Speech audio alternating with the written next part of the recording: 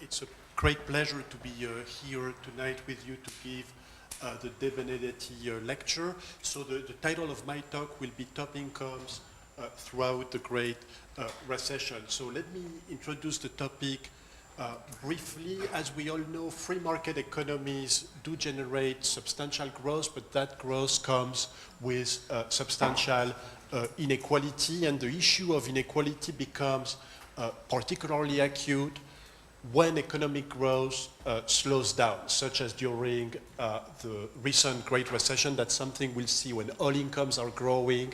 Concerns about inequality are much less than when some incomes are stagnating or even worse, declining. So this raises two important issues for economists. The first one is about measuring and understanding inequality.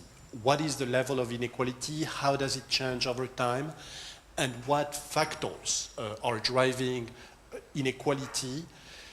The second aspect is more a normative question, which is what role does the government play in reducing inequality using redistributive policies such as taxes, transfer programs, and other regulation? And in particular, should the government do more to fight inequality? So tonight I will talk about some of those aspects, focusing particularly on top incomes and looking in more detail at the recent Great Recession period.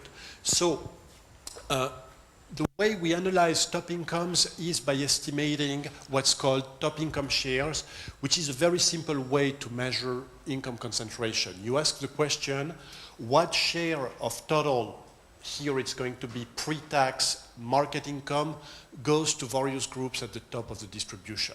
What share of total income does the top 10% or top 1% get? So tonight I will focus exclusively on pre-tax market income, that is before you take into account government redistribution through taxes, taking away part of your income, and redistribution through transfers, giving you back those taxes as form of incomes. Both the pre-tax and the after-tax income measures are very interesting and worth studying, but today I want to really zoom on the market income as it is generated.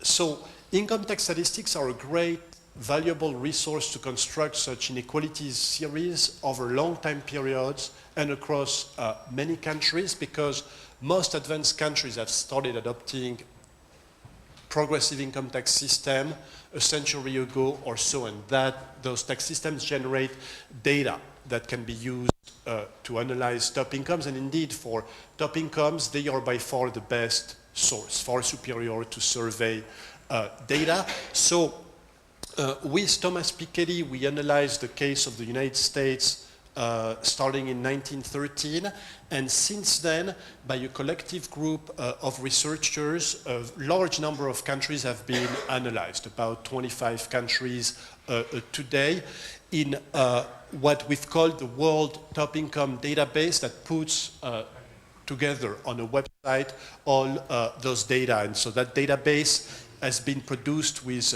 Tony Atkinson and Thomas Piketty. Both of them gave this lecture, the De Benedetti lecture, a few years ago, and also Facundo Alvaredo from Argentina helps us manage the World Top Income Database. So if you go online, you will find this World Top Income Database, and you can see in red in the world map the countries that have been studied. So Northern America, many countries in Europe, especially Western Europe, and now also a few developing countries like China, India, or Argentina. And you see that a lot of work is in progress, with the countries in blue being currently under study. So let me start with the United States, which is the first study we did for this World Top Income Database. So this simple chart shows you the share of total pre-tax income that goes to the top 10% in the United States, starting in 1917 up to 2010. So what is striking in this graph is that you get a large big U-shape with high levels of income concentration in the first part of the 20th century, a big drop during the time of World War II, and then followed by 3 decades of relatively low income concentration, with the top 10% capturing about a third of total income instead of close to 50%. And then what has been striking has been the dramatic increase again of income concentration over the last 30 years. And you see that this increase has been so large that you go from 33% close to 50% at the peak of 2007. So it is effectively 17 points of total income from 33 to 50% that have been transferred to the top 10%. So talking about recessions, you do see bumps. It's not a totally smooth ride up, you know, so you see the economic crisis, the bubble of the dot-com and then the crash here. Then of course the Great Recession makes the top income share fall somewhat from 50% to about 47%. But as you can already see in this graph, this fall, first, it is extremely small relative to the enormous secular increase here that you've seen in decades. And second, it looks really like a temporary fall, because already from 2009 and 2010, you see the start of the recovery. So if this trend continues in a couple years, we could be back to a level of income concentration, you know, of the peak of 2007.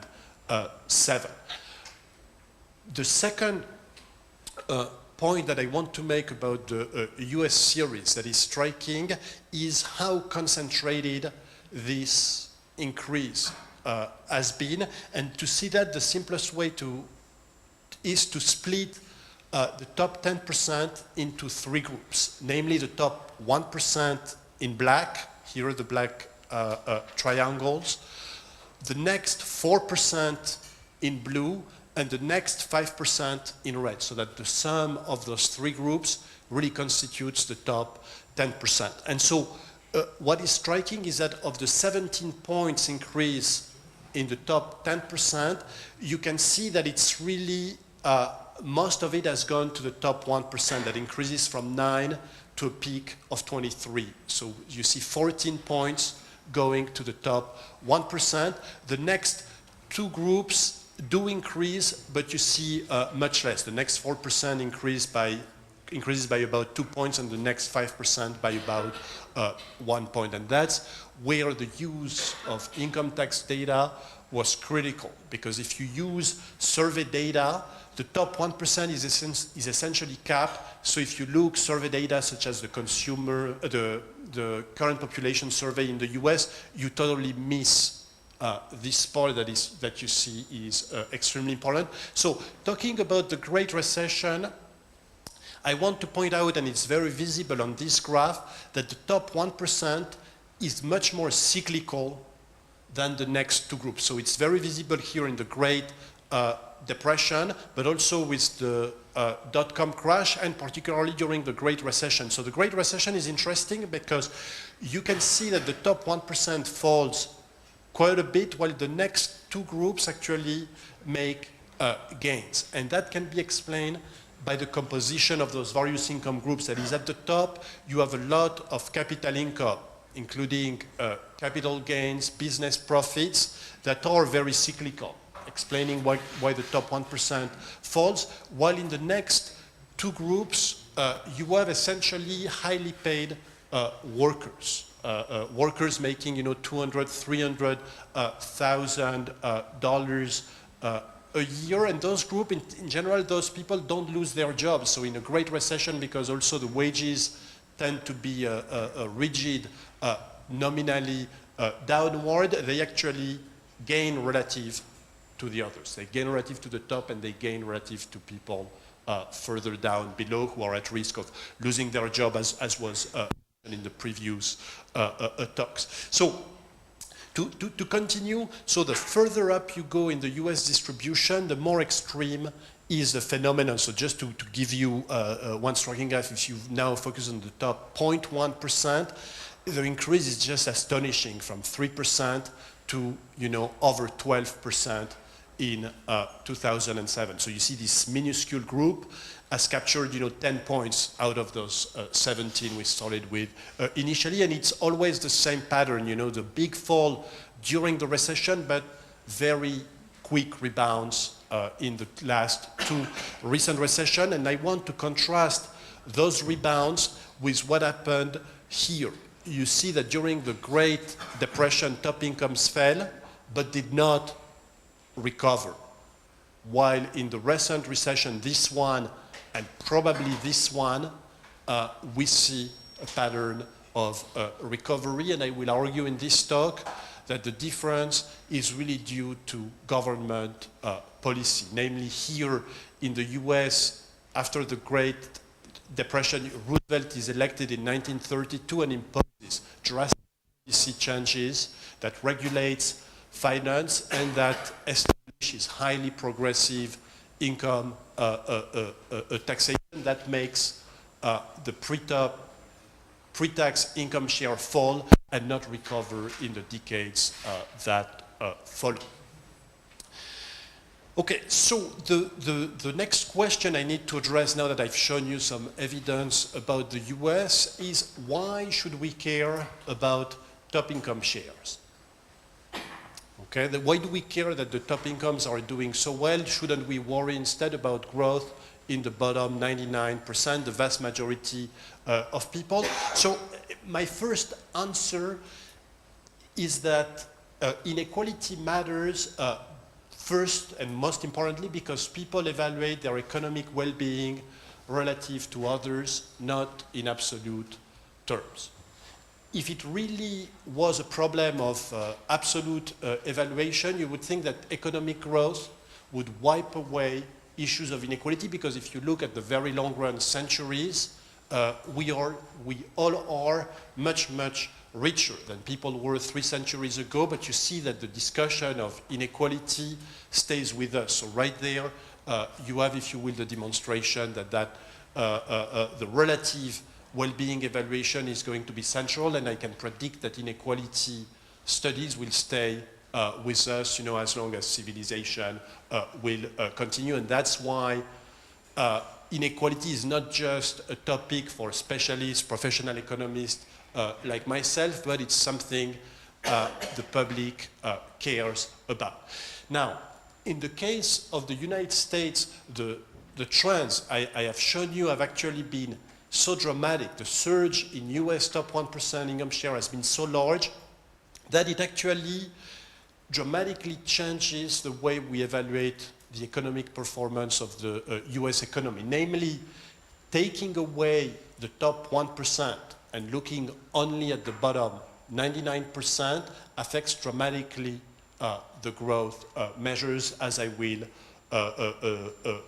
show you. So then there are other reasons that are important. I think in terms of political economy, the surge in top incomes gives top earners more ability to influence the political process through an array of think tanks. So first, produce a discourse that says, that it's a good thing that top incomes are doing well, then lobby elected officials, and then fund campaigns. So it's obviously those things do not determine elections, but they probably play a role. And then in bad situations, the issue of income concentration and inequality can actually undermine the political system and hence the economic system if there is too much political instability. I mean, that was particularly visible in Latin American countries that were going from left-wing communist governments to right-wing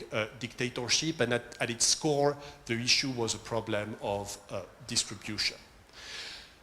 Now, this looks at economic performance in the US economy. So I show here average real income growth per family, then top 1% income real growth, and then bottom 99% real income growth. So if you look, first let's look at the first row here over the period 93 to 2010. So I take the last 17 years, but you could do the same analysis for other periods.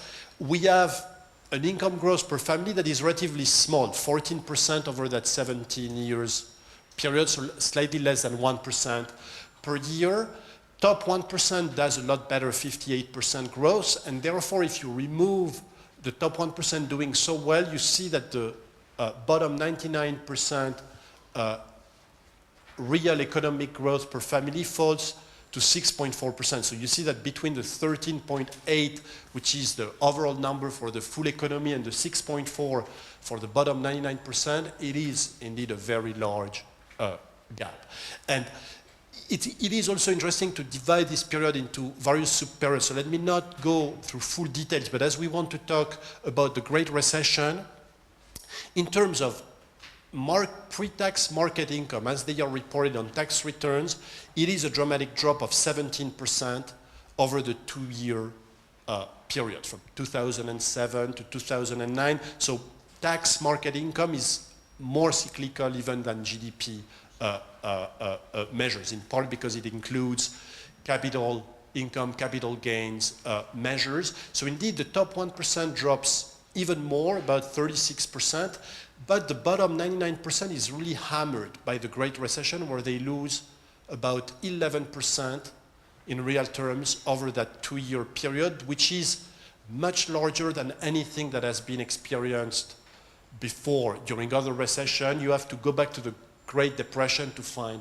such a large fall in real incomes for the bottom 99%. And then the striking last thing I want to mention here is the recovery, or the start of the recovery, where you see incomes growing again in 2010 by 2.3%, but in that first year of recovery, virtually all the growth goes to the top 1% that recovers, by 12%, while the bottom 99% stays flat with essentially no economic growth. So it was visible in those charts. It's precisely the fact that the top income share rebounds very quickly in the last year. And so just from seeing those numbers, you can see why inequality has been debated very hotly in the US, and that's why the issue of inequality is at the core of the debate on taxation, the so-called fiscal cliff, where the Obama administration and the Republicans are arguing who should pay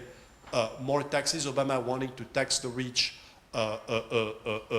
more, and those numbers indeed play a role and show you the importance of the top 1%. So the other thing I want to mention about the US is the composition of top incomes, because it's been a pretty dramatic evolution. So here I go back to the top 1.1% income share and show you how those top incomes are composed in terms of salaries, that is labor income, wages and salaries, business income, which is mixed labor and capital income, and capital gains. And so the striking finding in this chart is that back in the first part of the 20th century, top incomes were essentially composed of capital income. And the reason is that those very large top incomes were really coming from the Gilded Age, that is the late 19th century, where the industrial rise of the United States created enormous fortune by the development of enormous monopoly businesses that then were passed on to heirs, or as older, retired businessmen were deriving then very large returns from those fortunes. That went down, and what is striking is that in this recent surge in top incomes, a very significant part of that has come from wages and salaries. Here that you see increasing significantly. Business income, that is part labor income, also increases very significantly. And even here in the category capital gains, even though it's called capital gains, a lot of that is actually labor income. So for example, hedge fund managers work, on behalf of their clients to increase the value of assets and get paid a fraction of that. their income is in the form of capital gains, even though in reality it's labor income. So part of that is also labor income. So if you will, to summarize, you have the same level of income concentration, but the composition is very different. Here you really had rentiers or retired businessmen. Now here you have new fortunes, that is new businesses that get created, and also new highly paid employees. Think about CEOs and top executives. And this composition is very important because it matters a lot in terms of perception of whether those top incomes are fair or unfair. It was perhaps a lot easier here to say, look, there are very rich rentiers that don't serve necessarily a social purpose, and so perhaps it's a good thing to tax them or make them contribute a lot. Here in the discourse in the US, there is a debate, and I will come back to that, but definitely a number of those people have made it on their own. That is, it's not wealth coming from their parents. Whether it's a good or a bad thing, we will argue about it, but it is definitely due to their labor income activity. Okay, so now using the World Top Income Database, you can give some international perspective. And so let me start with the English-speaking countries, where here I have the United States that we've already seen in black, and I've added the United Kingdom in red and Canada in blue.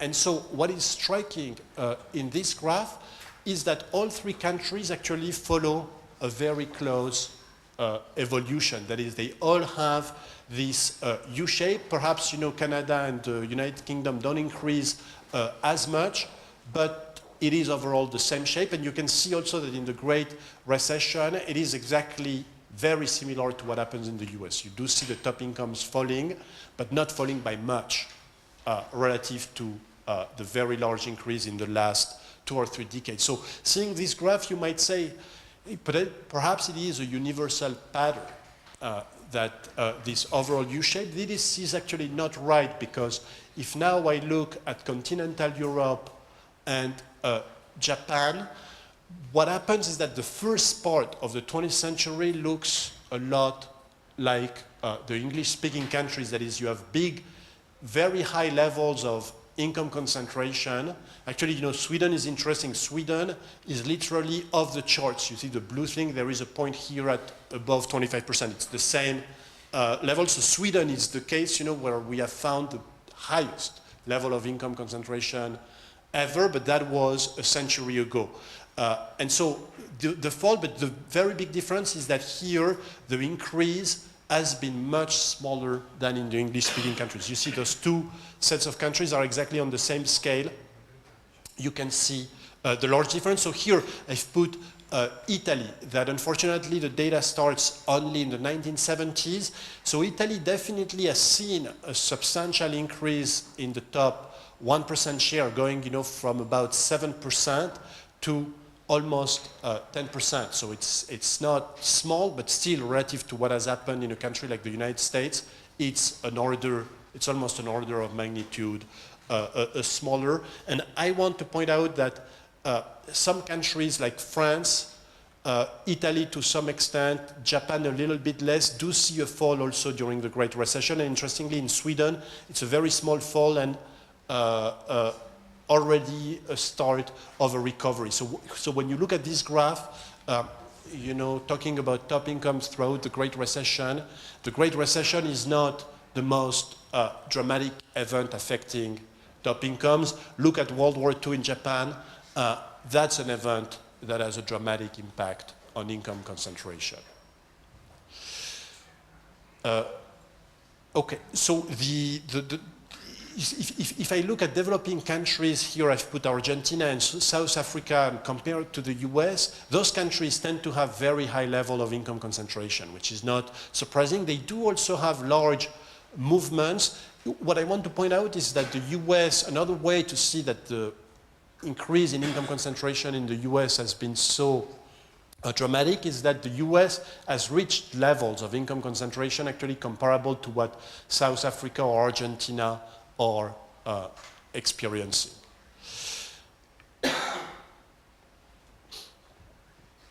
Okay, so to summarize those results, so I've already explained it on the charts, but the first result is a sharp drop in top capital incomes in the first part of the 20th century, followed by no recovery. That is, for decades afterwards, after the shock, top income concentration stays low. And so from the systematic analysis of those countries, we see that it's always, well, it often starts with a shock that is a little bit accidental. Think about the Great Depression or a war in the case of Japan. But in all cases, it is drastic government policy changes, regulations, and very progressive income and inheritance taxation that make this drop permanent, okay, and that prevents top incomes from naturally rebounding. So this is very important because it shows you that it really has nothing to do with a technology-driven Kuznets curve process. It's really, huge capital income concentration in a natural state, shocks, and then government interventions that dramatically change the picture. In terms of the second result, I want to emphasize the divergence that we've seen in recent decades that is driven primarily by a surge in top labor incomes.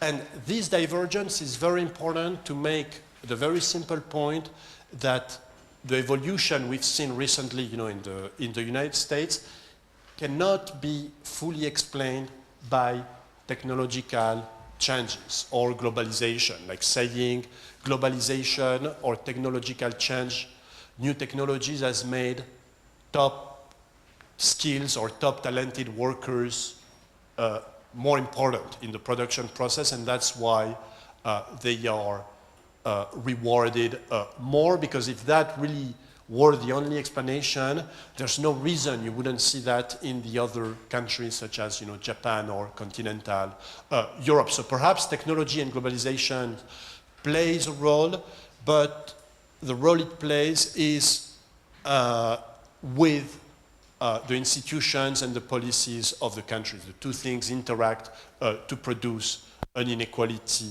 outcome. And indeed, there is a big debate to which we will come back between the right-wing view that says, that it's a great thing that perhaps the market for top earners was hindered by frictions decades ago, which have disappeared in some countries but not others.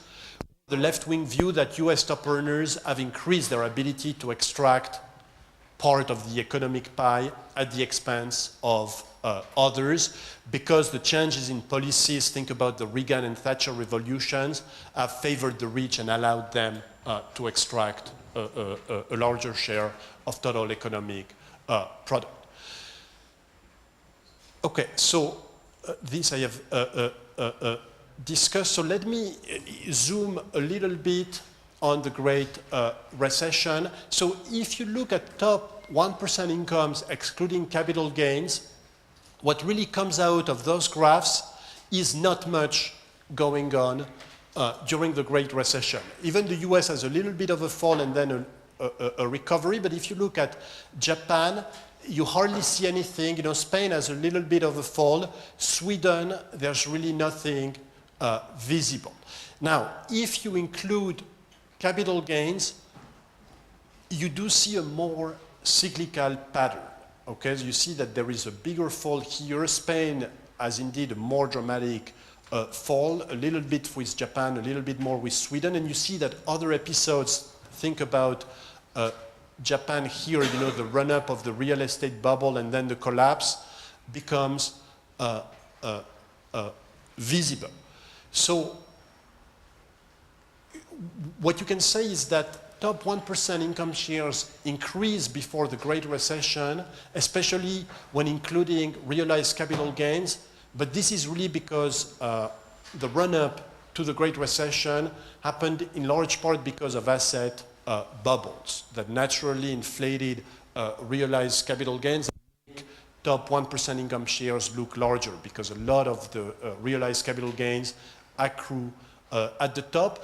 Then, when the bubble bursts, the top 1% income share falls during the recession, again, especially when including realized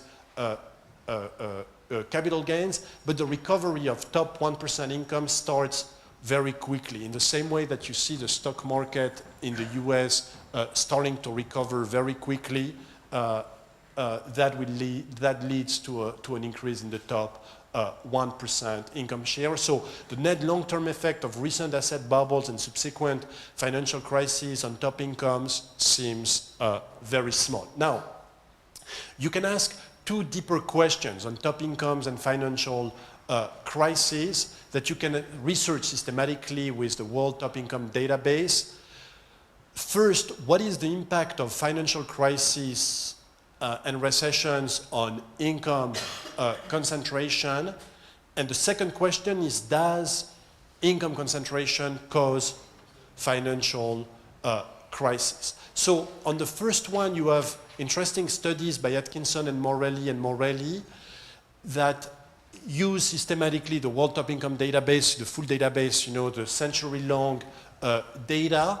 And to summarize it very briefly, it is true that top incomes do fall, you know, when you put together all those episodes during financial crisis, but that fall is short-term unless, again, there is a dramatic change in government policy, okay? So especially in the recent decades where there hasn't been dramatic changes in government policies, the financial crises have tended to have a very short-term effect. So again, you know, I think the best way is, again, to see that graph for the US. Here you have short-term effects, you know, of this Great Recession. Here, the Great Depression, you have a long-term effect, but that's because it came with government policy. So you can use the World Top Income Database to make that statement more rigorous with systematic analysis of the data. So now, does high income concentration cause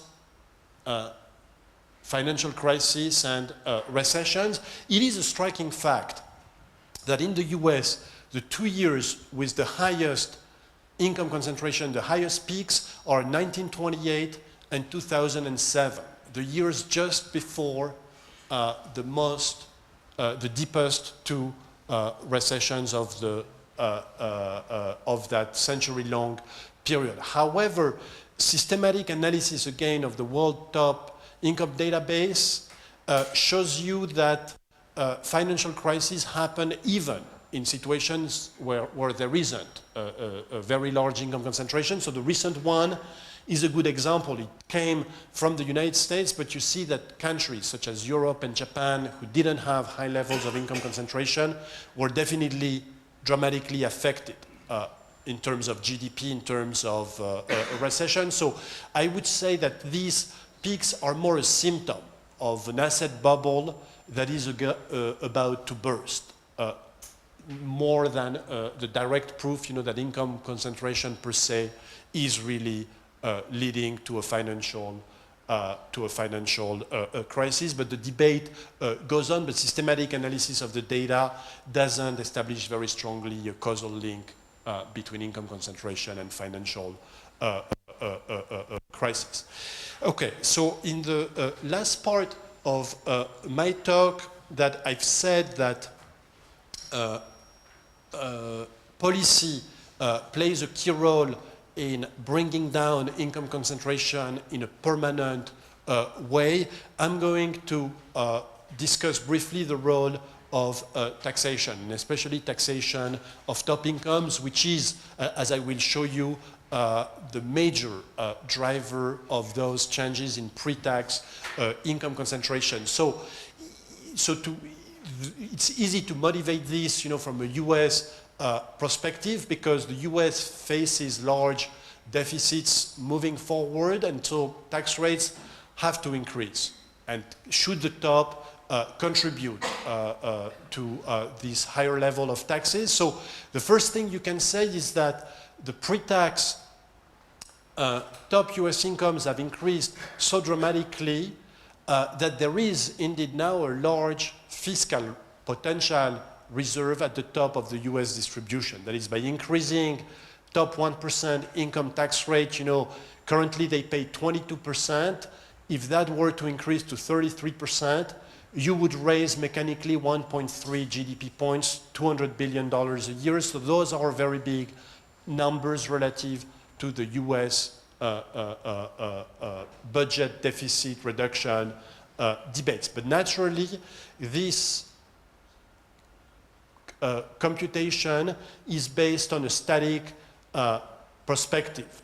If you start increasing significantly the taxes on top incomes, the concern is that you might discourage economic activity and encourage tax avoidance, and therefore you are not going to raise as much revenue as you would think. So this is obviously a central aspect of the debate, and as I will show you, there is strong empirical evidence that pre-tax top incomes respond to top tax rates. That is, you cannot take the mechanical computation and hope to be right. If you change taxes on top incomes very significantly, you'll have a change, a behavioral response, and hence a change in pre-tax top incomes.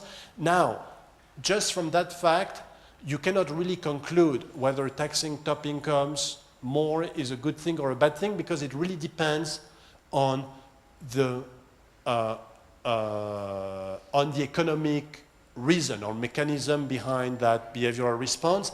If you are, so I've laid out here three very basic mechanisms. If you are in the supply side scenario where top earners work less and earn less when the top tax rate increases, obviously top tax rates should not be too high. That's the standard conservative view. Don't tax top earners too much, because you're going to discourage their economic activity, and they play a big role in the economic system. A second scenario is a tax avoidance evasion scenario.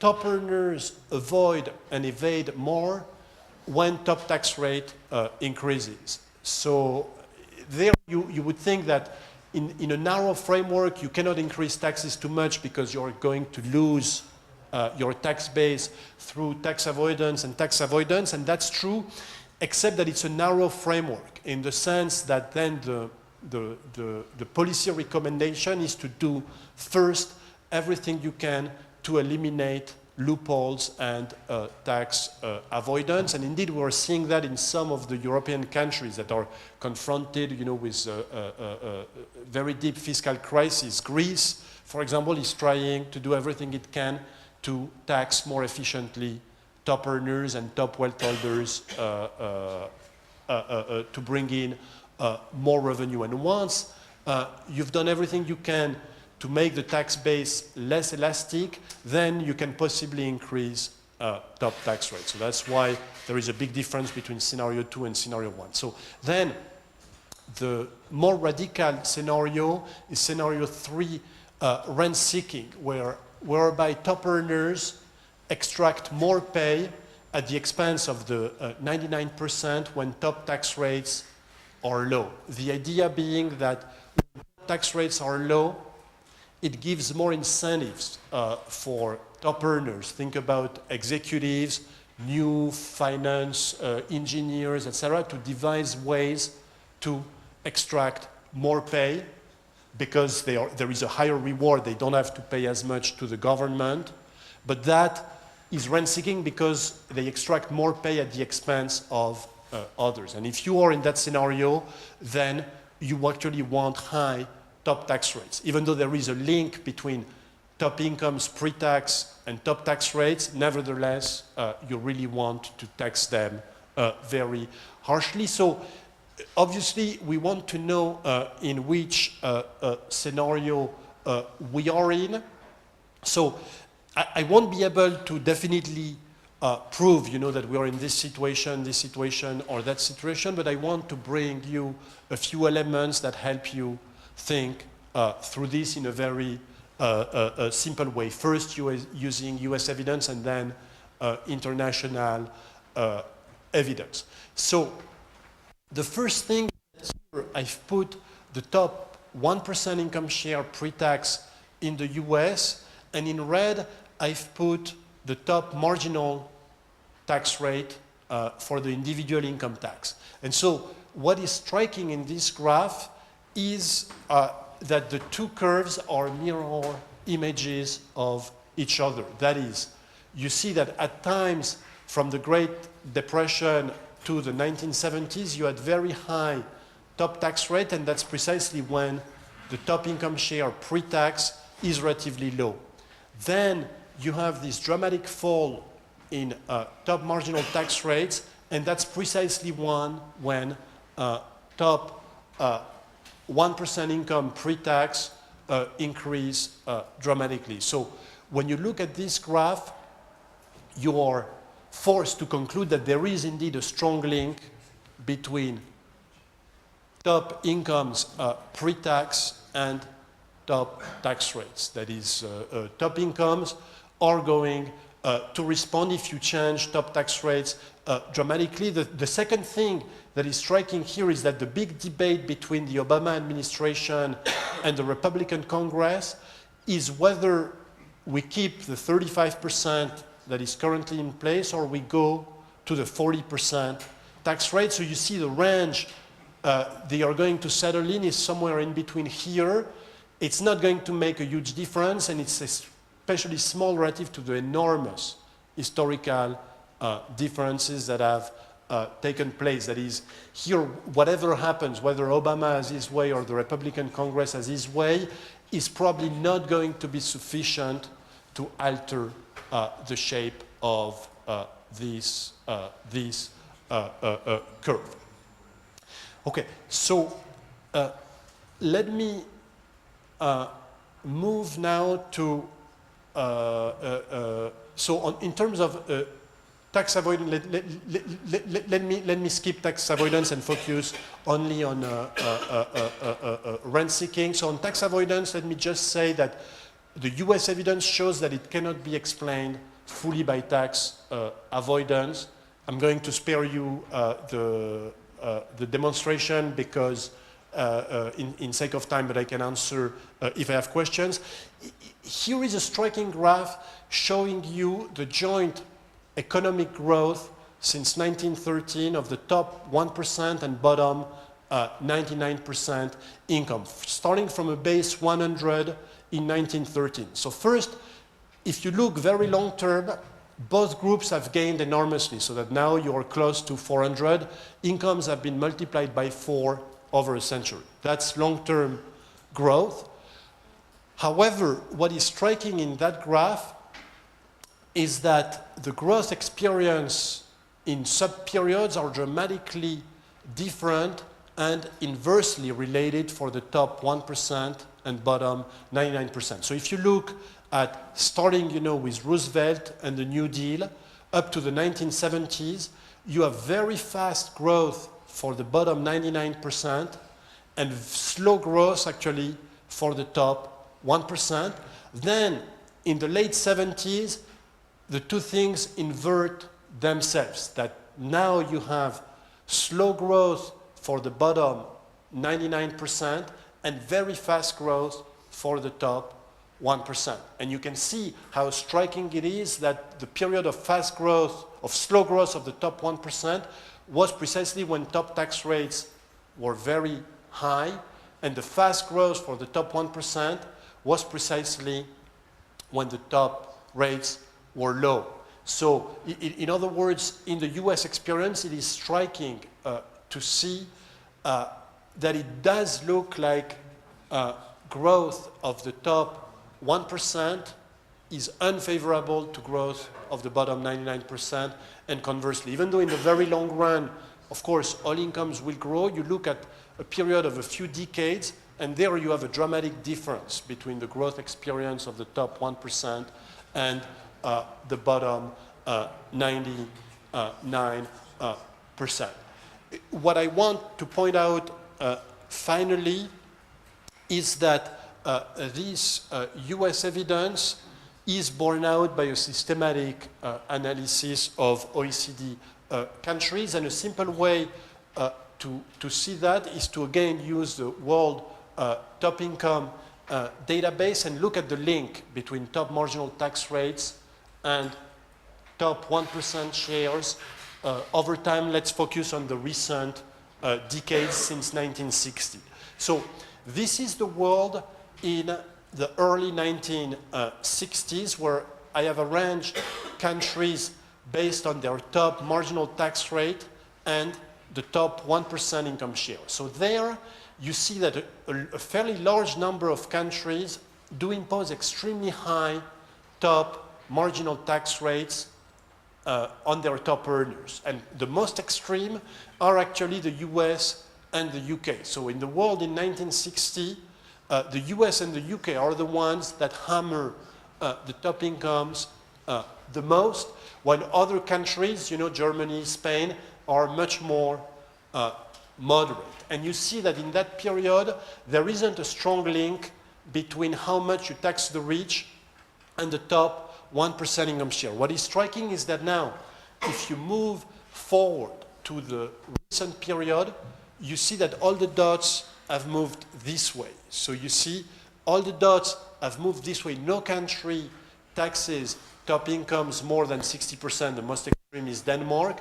And countries like the US and the UK have moved all the way to the left. That is, they were here and they've moved there. They are today the countries that impose the smallest top tax rate on top incomes. And you see that now there is a dramatically strong relationship between top marginal tax rates and top income shares. And you can see it very well in differences.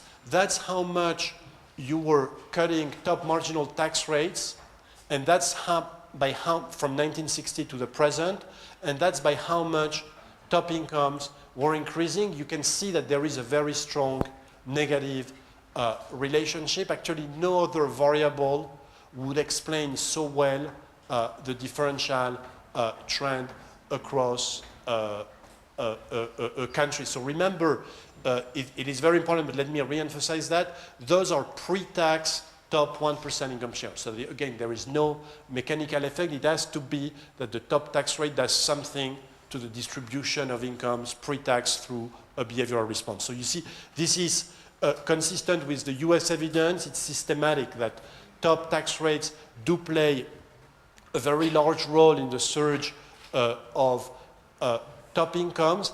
Now, if you look at the growth experience to tell apart, you know, the rent-seeking scenario from the supply-side scenario, if you are in a supply-side scenario, that growth of top incomes should have been accompanied by faster economic growth, because you were unleashing, you know, the forces of innovation, hard work from the top of the distribution. If it were rent-seeking, those countries here should not have done better than other countries, because the growth in their top incomes was really coming at the expense of the bottom 99%. So a simple way to try to test that theory, but it's not going to be very powerful or very precise, is to now plot again the same countries, the change in the top marginal tax rate with economic performance, GDP per capita, real annual growth. So if I do it without controlling for anything, I get a cloud. It's all over the map. There is clearly no strong negative relationship here as would be predicted by the supply side scenario. But obviously, you know, countries like Japan or Ireland were very poor in 1960, so they've grown faster. Same with Portugal. Countries like Switzerland, US, UK were richer. So the first thing you want to do is control for initial GDP per capita in 1960. And if you do that, you bring the dots all a lot closer, but still you don't see a strong negative relationship appear. That is, in other words, the US and the UK cut their top marginal tax rates dramatically, did experience a surge in the top 1% income share. It is not clear that they had better growth than other European countries, say in this group, Denmark, Germany, Sweden, Finland, who didn't change much their tax policy regarding top income. So again, I don't want to say, that this proves definitively that we are in the rent-seeking scenario, because it's just a cross-country regression. But I think at this point, we economists start with the standard model, where the natural model is to assume the supply-side model. Those graphs show you that you have to be careful. At least the supply-side scenario doesn't become highly visible when you look at growth experience. And in the debate, it's always about growth. That is, those who argue for lower tax rates at the top always justify them in terms of it's going to boost economic growth. The systematic analysis of the World Top Income Database suggests that it's hard actually to find a link. If you look at all the data together, it certainly doesn't jump at you. So to conclude this presentation, US historical and international evidence shows that policy plays a key role in shaping the income gap. Perhaps economic turmoil, large financial crises, wars will have large effects in the short run, but what makes the effect last and be sustained is going to be policy. So talking about the Great Recession per se will not change things fundamentally absent policy response. In the US, you've seen a policy moving somewhat to the left with the Obama administration, but in terms of magnitude, very much smaller than what had happened during the New Deal of Roosevelt. So don't expect from those changes dramatic changes in income concentration. In Europe, the policy responses we've seen so far, of rolling down somewhat the welfare state because you have to cut like crazy government spending because you face the fiscal constraint, doesn't look either, if anything, it looks like it's going to worsen income inequality, especially on a post-tax basis, as Andrea Brandolini was explaining. So high top tax rates do reduce pre-tax income gap without visible effect on economic growth. Naturally, I am not naive, that is, in a globalized world, progressive taxation is hard to do on a one-country basis. So that's why I don't necessarily think, that the 75% tax rate in France of François Hollande is going to have that much of an impact on a one-country basis, especially doing it on a narrow basis. It's almost guaranteed to be, an invitation to tax avoidance more than a real effect on income concentration. But as I started, income inequality matters for people, and especially in countries where income inequality has increased dramatically, it might make the public reassess the way they judge the economic success of the economy. And I predict that we will see more progressive taxation only once the public is convinced that the top income gains of the top are not beneficial for economic growth. In other words, are detrimental to the 99%. So we'll see how this plays out in coming years. Thank you very much.